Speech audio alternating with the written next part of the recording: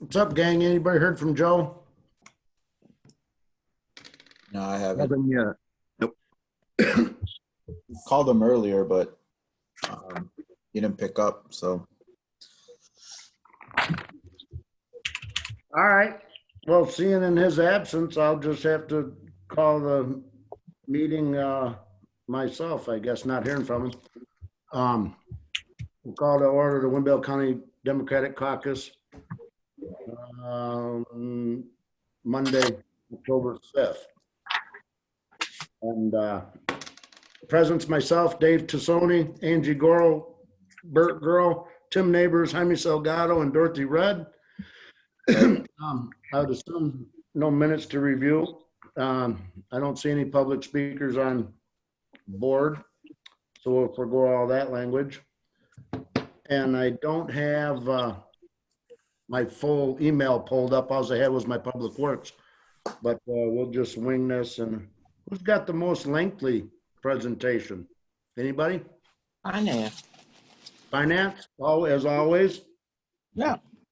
All right, well, if we don't mind, I guess we'll put that at the end. And I'll just take Public Works first because I got it up. Got 3 items. 2 of them, or at least one of them, is no cost to the county. It's just pass-through money for Rockford Township. It's resurfacing of Blackhawk Road from Illinois 251 to 20th Street. And like I say, these are just dollars that the county manages for the highway department. 2 other items, I believe they're out in Bert's district. Is that correct, Bert? That is correct, yes. And they're just, one's establishing a speed zone out on Wendy Lane from Harrison to Heidi. And the other is installing a stop sign at Wendy Lane and Darlene. And I believe there is in Cherry Valley Township, is it not? It is, yes. Yes, and like I said, no problem with the village or the township out there, Bert. And like I say, I'd like to speak to you, Bert, at all. Yeah, just real quickly, a few months back, I was contacted by some neighbors after an incident with a small child after being hit by a car at that intersection on Darlene and Windy. So after a few meetings with the neighborhood people, we kind of came up with a plan of attack with some stop signs, with some speed limit controls. We're working with R1 in the township along with the county to come up with a long-term solution with some lighting and some other enhancements in that neighborhood. So the neighborhood people would appreciate your support on this, and I would too. Thank you. All right, thank you, Bert. Anybody else got any questions or comments on those items? Okay, hearing and seeing none, we'll move on. I'll move on to economic development. Anybody got anything? No report. Okay, thank you. Operations. Angie, you on operations? I'm on operations, but there was, and Angie too. Angie, I don't know if there was 3 items or 2 items. I can't remember exactly. Last Thursday that we covered ground. I want to say a couple of them were with procurement, a couple contract here and there for like heating and cooling was one of them, I believe, but I don't have the agenda in front of me, so I can't. I do have it in front of me. Go ahead. There's a resolution authorizing the chairman of the county board to execute a lease for space at 555 North Ward Street with the Winnebago County Health Department. And that's the space that we will be using. The government had given us monies so that we could hire 55 people to do a database research on the COVID. And so that has all been put towards updating that, and we need the contract now to be signed. So that's what that's for. If you have more information, talk to Dr. Martell on Thursday night. Yeah. The other one is the resolution established an HVAC schedule service agreement. And I believe some of that also, we had a lot of discussion that night on different things. Yeah, but normally with all of our buildings, we have an agreement with companies that have serviced or put in our heating and cooling systems. And we have found in the past it was much cheaper to go back to them because they had all the parts and could update us and do the service that our equipment needs. We had discussion on I'm not on this committee, by the way. I just happened to sit in that night. And there was discussion. Bert, were you there in the discussion in regards to the public safety building? I was, yes. I was there too. I don't know, I don't see it here, but I believe that has to do with the HVAC, does it not? Yes, Do you want to explain it to them what it is? Sure. It was amended out of that services agreement contract for the public safety building. Paul Arena made that motion, and someone else second. I can't remember who that was, but Paul guarantees the committee that that building can be shut down properly without any problems. That would save us money for sure. So we took that the public safety building out of this agreement. That was pretty much the discussion around that. Good. Okay. And the other one was a resolution renewing garbage collection service contract, and that's for all our buildings, was it not? Yes. Yep. Okay. And those Okay. all got, Yeah, and just so you guys are aware, I think Keith McDonald is pushing potentially a resolution. He mentioned it, potential resolution on supporting the local businesses, and kind of opposing to the health department's kind of mandate to shut down some of the. So he's working with, I believe, economic development, Jazz, and both of them. He did mention it. That's something that he's probably going to try to push, according to him. So that was mentioned at the operations. Don't know when that's going to happen. But he did point it out. It's on his radar to kind of attach, essentially, since most businesses, if they do shut down, they're going to suffer significantly.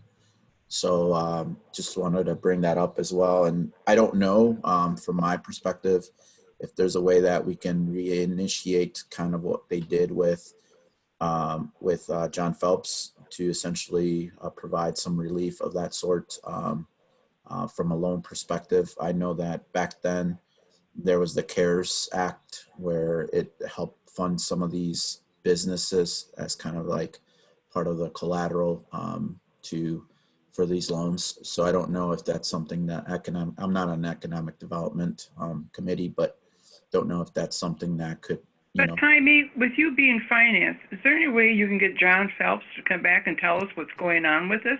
Because as I recall, we put up money for this. Yeah, absolutely. And I believe everything's been paid back, if I'm not mistaken.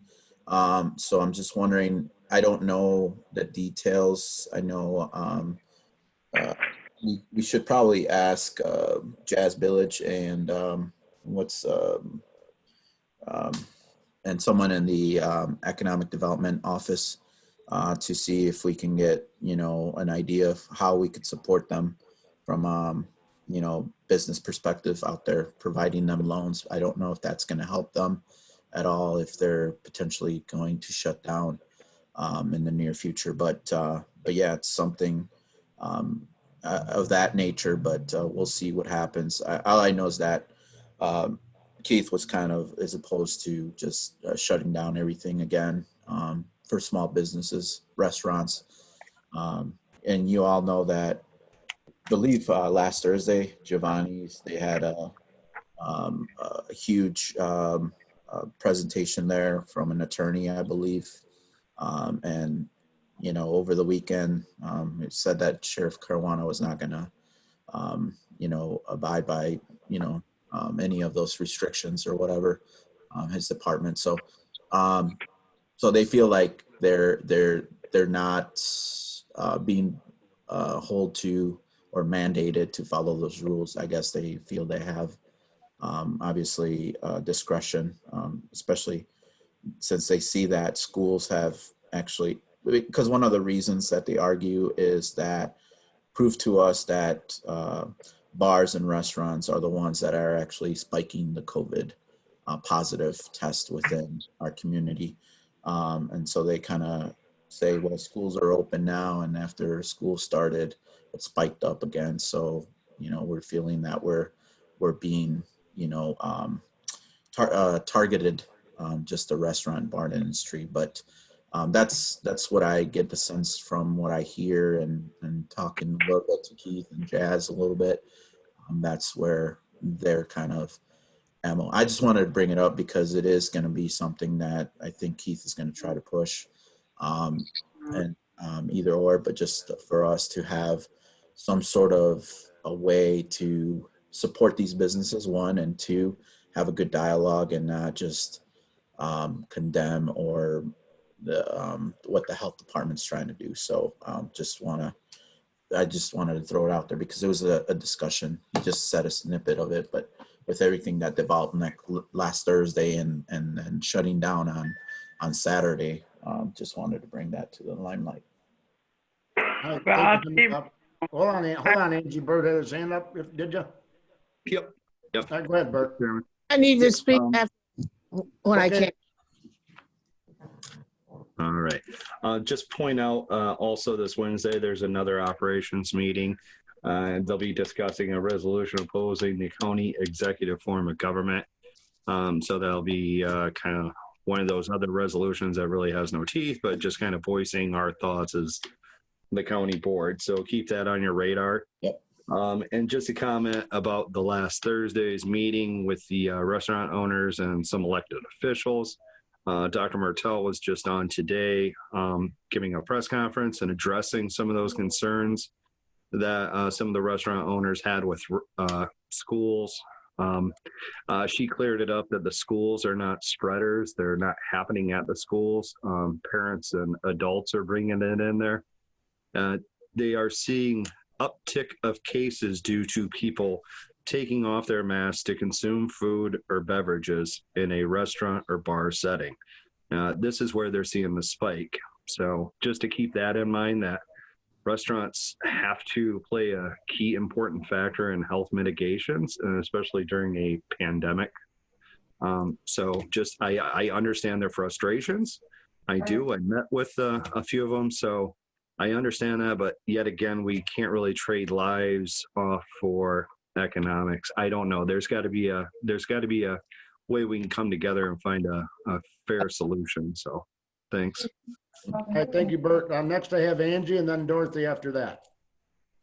Well, right now I'm proof positive of having just one person be exposed to this in a setting that was at a social club and has brought it home, that virus, not only to me. I have it right now. My daughter has it. My granddaughter has it. My son-in-law has it.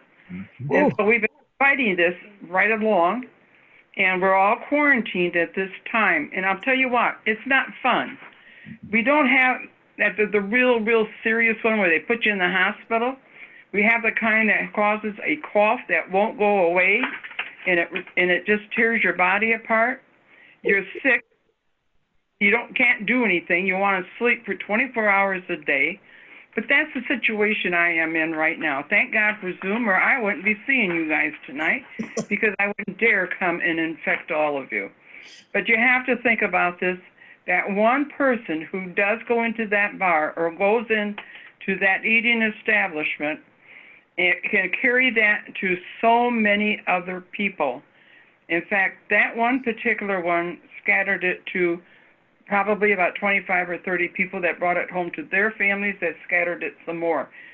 This is a serious thing. Give it thought because you think it's never going to happen to you. I didn't. I've been a good girl. I've been home all this time, and yet it was brought home to me. So think about how you're going to really handle this.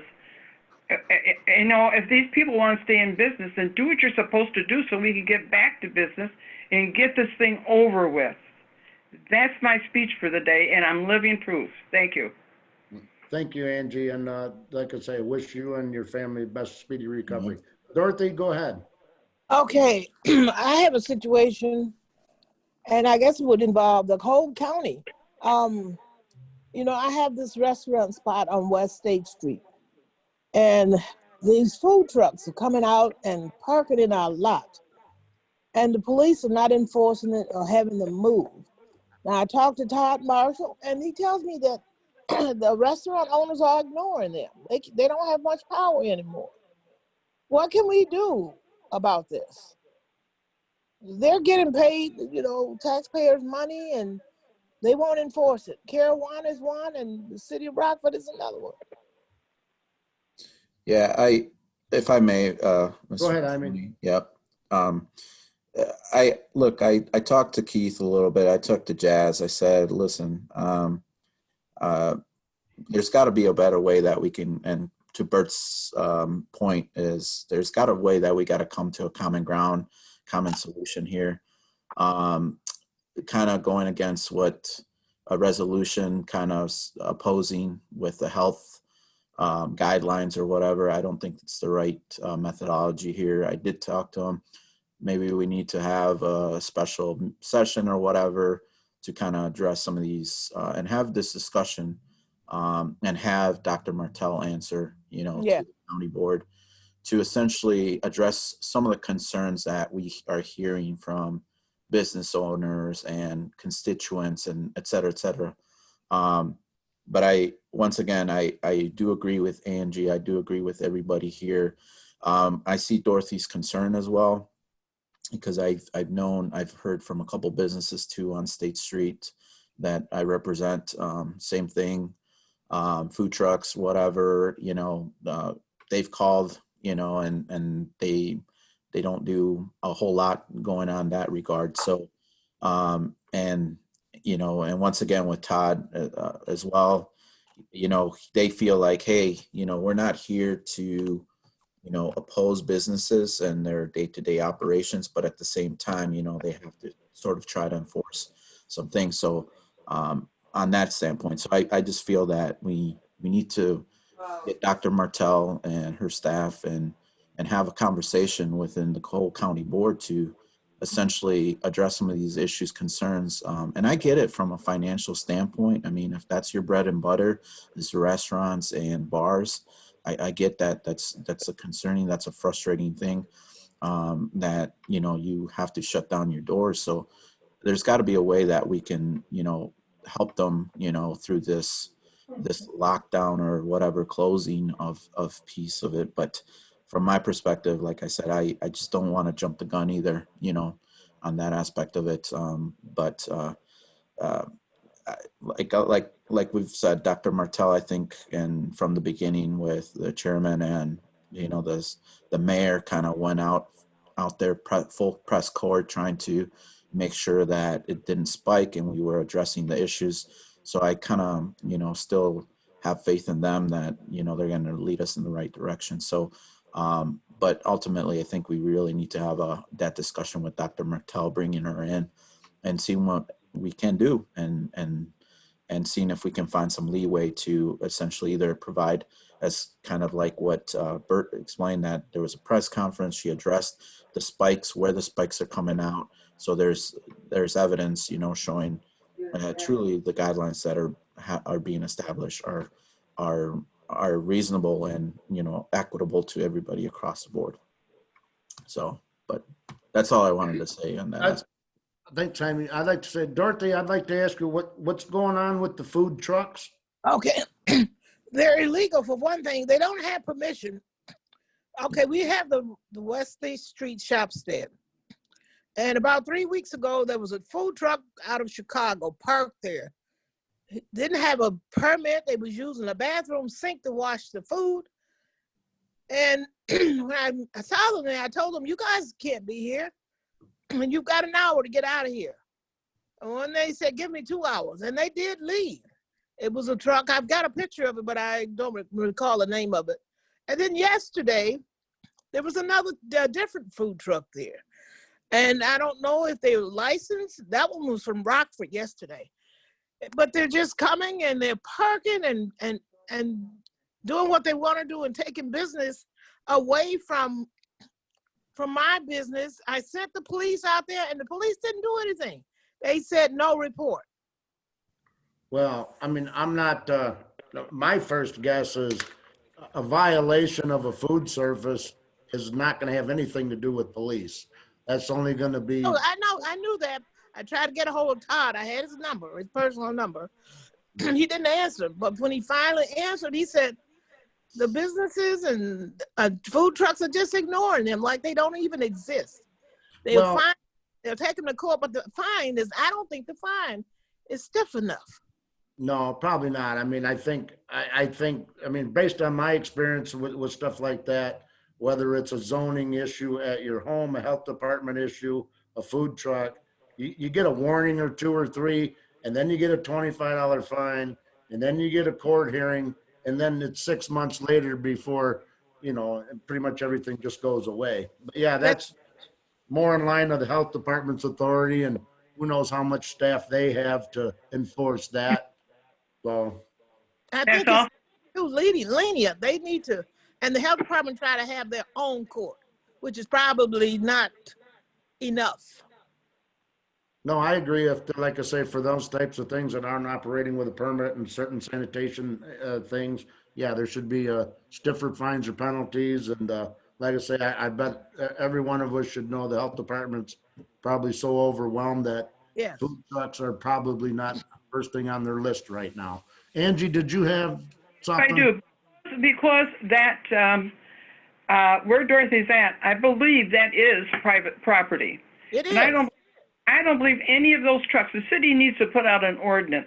We need to put out a county ordinance that they cannot park them on private property, sell their goods, take away monies from the proprietors.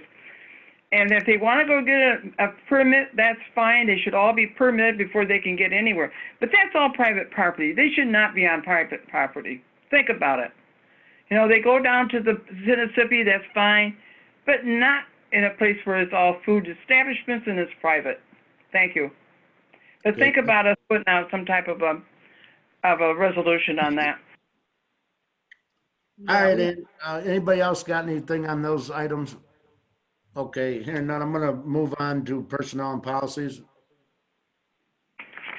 Personnel and policy, I gotta find it. I got it here someplace. While I'm looking for that, let me also tell you on the zoning, everything you see there on zoning, we passed that the last time. How this got on this agenda, I have no idea, but all those have been taken care of. Just cross them out. It should not have been there to begin with. And as far as personnel and policies, it's just a matter, and we'd already talked about this before too, about the resolution declaring November 3rd, 2020 a holiday.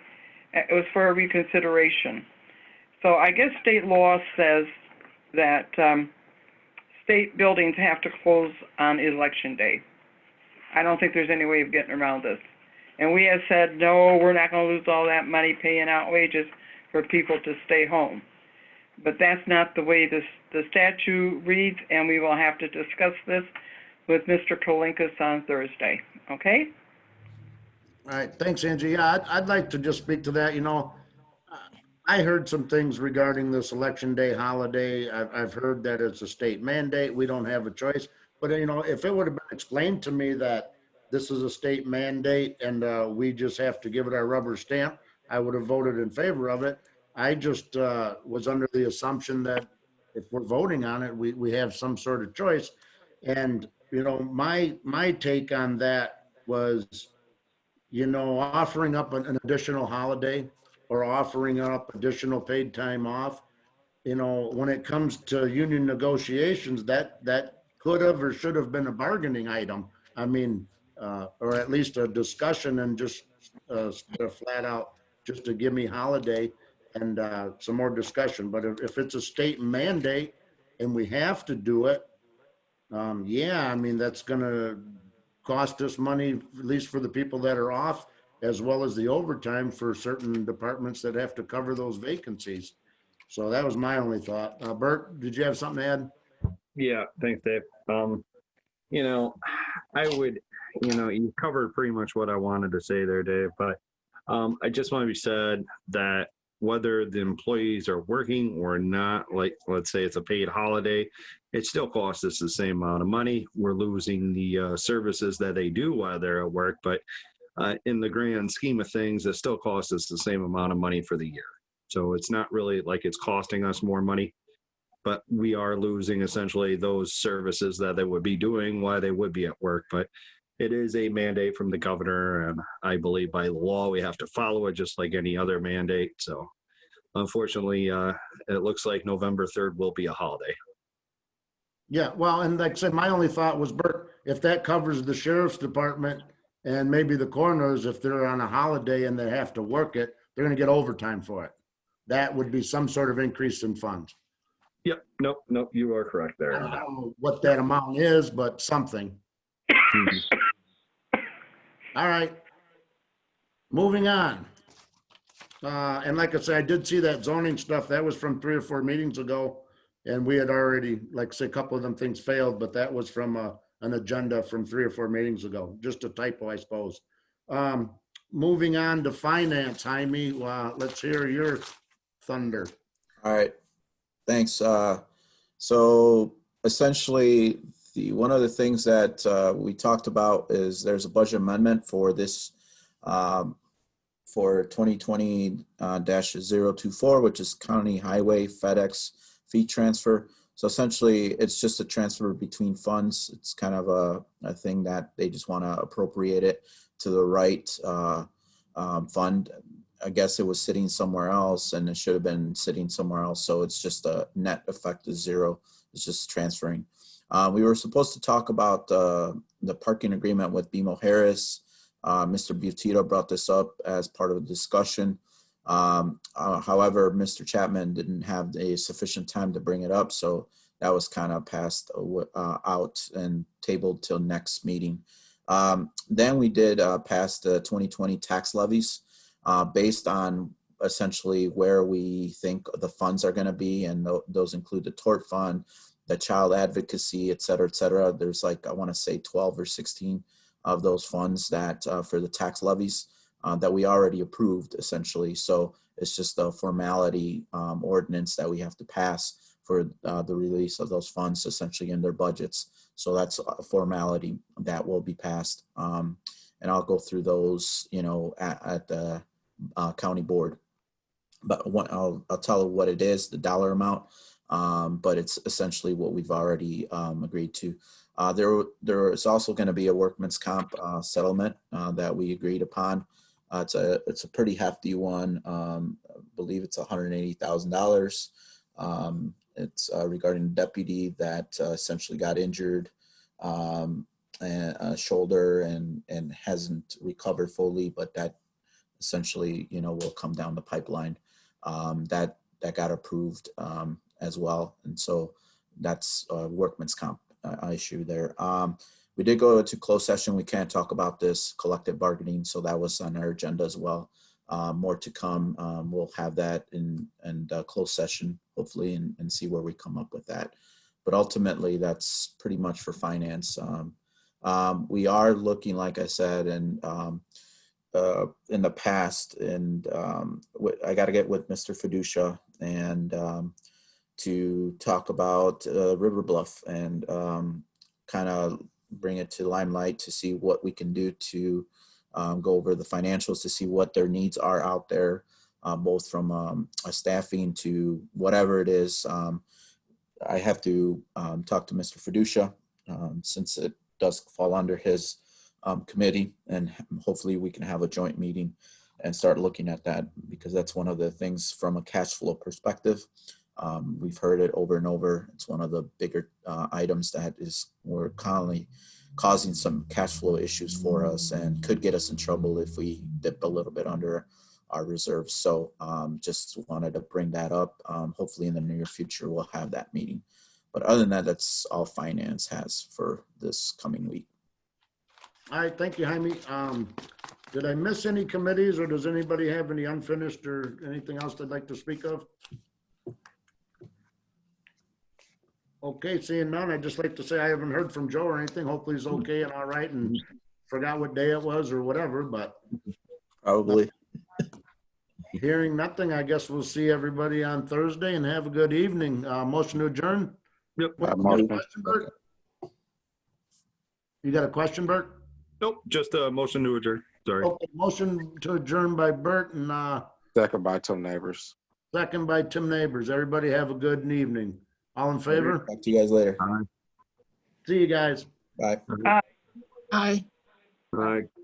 Get well soon, Angie.